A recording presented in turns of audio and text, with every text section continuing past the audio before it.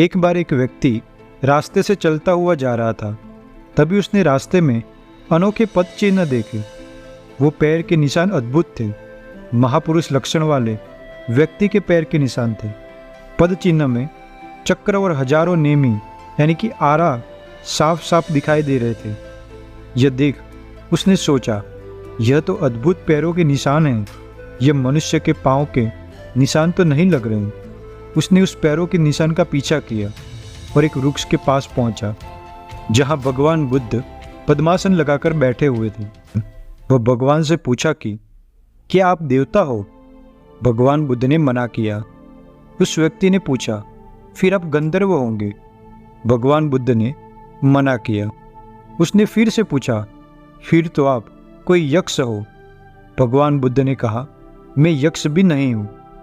उस व्यक्ति ने आखिरी प्रश्न पूछा, तो फिर आप मनुष्य ही हो? इसके उत्तर में भगवान बुद्ध ने कहा, मैं मनुष्य भी नहीं हूँ। वह व्यक्ति सोचने लगा, देवता यक्ष गंधर्व कहने पर भी मना कर रहे हैं, मनुष्य होने पर भी मना कर रहे हैं। उस व्यक्ति ने भगवान से ही पूछा, तो फिर आप ही बताओ कि आप कौन हो?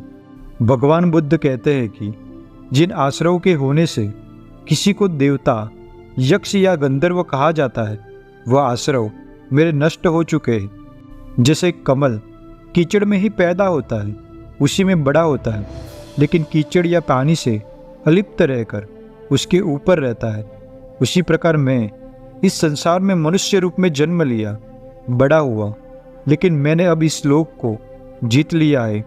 इस लोक से अलिप्त रहकर जीवन जी रहा हूँ। जिस आश्रय के कारण किसी को मनुष्य है ऐसी संज्ञा दी जाती है, यह मनुष्य है ऐसा जाना जाता है, पहचाना जाता है, वह सभी आश्रय मैं नष्ट कर दिए हैं। इस कारण अब भगवान बुद्ध को मनुष्य भी नहीं कहा जा सकता। अंत में भगवान बुद्ध कहते हैं कि सभी आश्रयों को नष्ट करने के कारण मैं देव गंधर्व या यक्ष नहीं हूँ। न ही मुझे मनुष्य समझ, तुम मुझे बुद्ध समझ। नमो बुद्धाय। सबका मंगल हो।